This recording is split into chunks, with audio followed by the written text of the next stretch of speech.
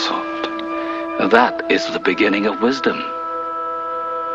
I have seen you laugh, and I have seen you cry. And you do not? We are taught discipline.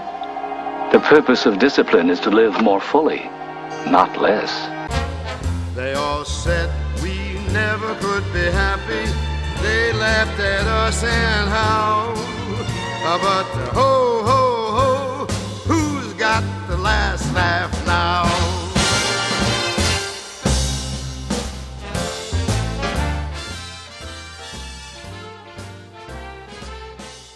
Hello, this is... What, who's going to start with that? Hello! Hello, New Jersey! Why do I start like that, with that creepy voice? This is Riley Laurence, and you are checking out The Life of Ryely, my weekly podcast, and www.borntokillcomedy.com. Facebook, Born to Kill Comedy, and of course you can follow me, but don't stalk me, on Twitter, at Born to Kill Comedy.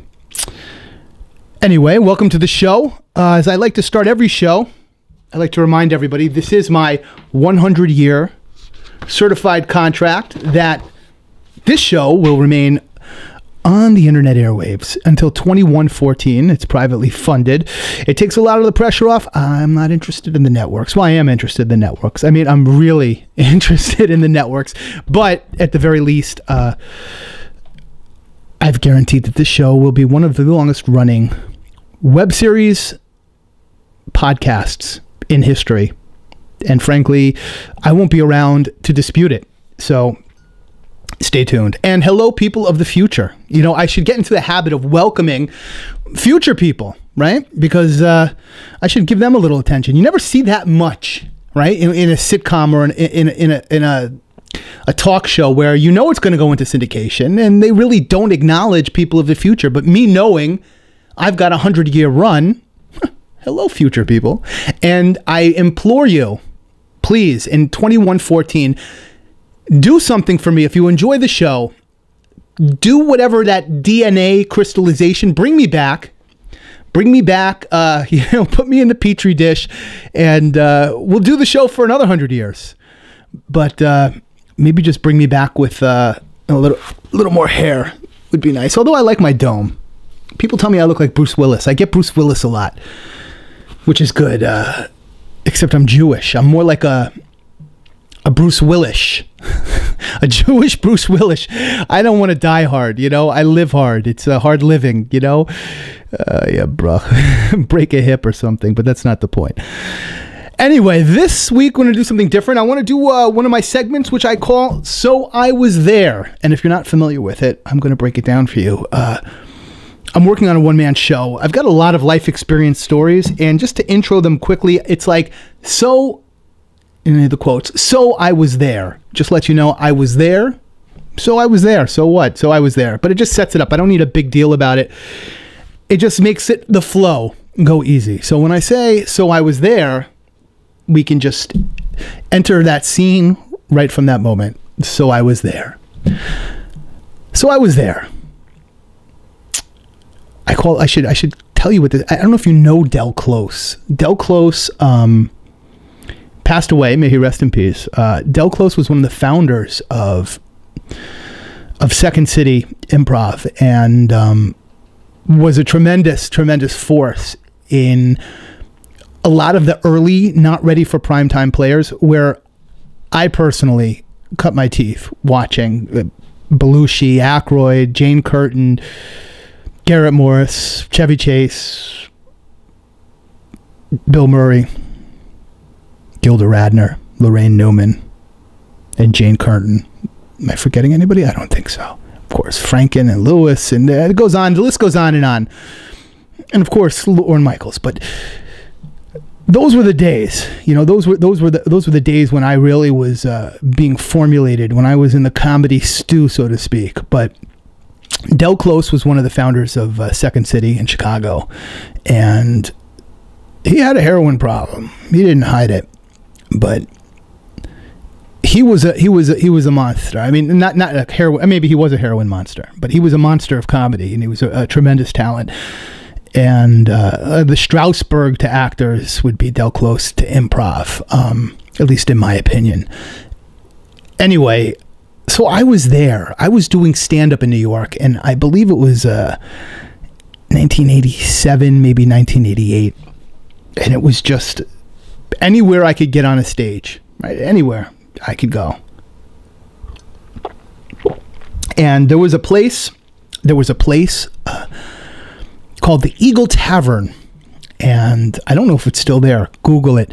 It is on 115th, I want to say, in Broadway, across from Columbia College. And they put out, I guess it was in the back of the Village Voice or something, and they put out an ad that they were going to do an open mic stand-up room. And it was at like 3 o'clock in the afternoon. Now, open mics suck to begin with. But this is 3 in the afternoon, and it was in the back of the bar, and it was a college, like an old school, like a heavy bar, you know, like an Irish style bar. And in the back, they had this a banquet room that was a big banquet room, and it had a stage too. And I walked into the bar at 3 o'clock, and the bar was empty, except for maybe 2 or 3 people, like clearly not comedians or clearly not there to see comedians. And, you know, you kind of eyeball around to see the guy who's running the room. You usually can point him out right away. And anyway, I see one guy talking to the bartender at the end of the bar, nursing a drink, and he's wearing a red sateen jacket, like one of those really shiny, you know, a sateen jacket. And on the back of the jacket, it said SCTV. Right? So I figured this has got to be somebody who's got something to do with the comedy.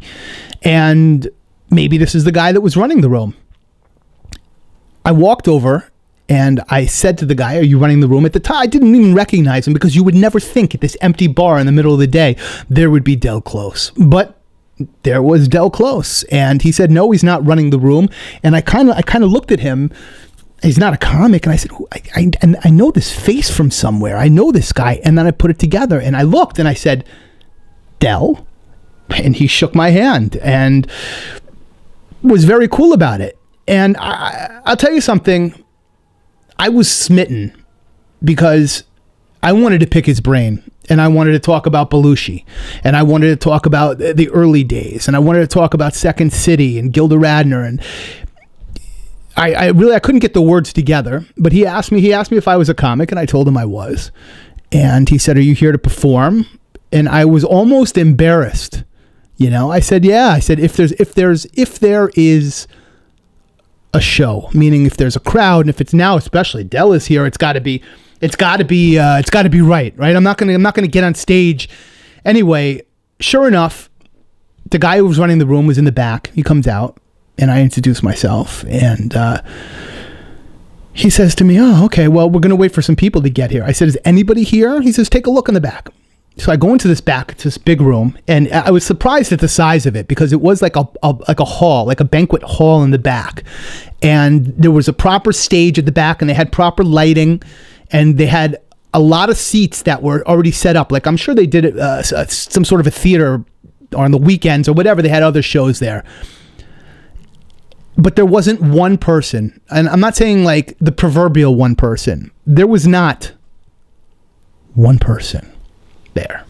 I'm going to light this. Hold on a second. And you're not going to light it.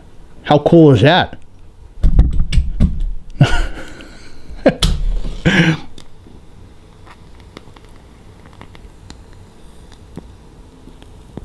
You could hear. It's probably not safe, but you could hear the crackle in there.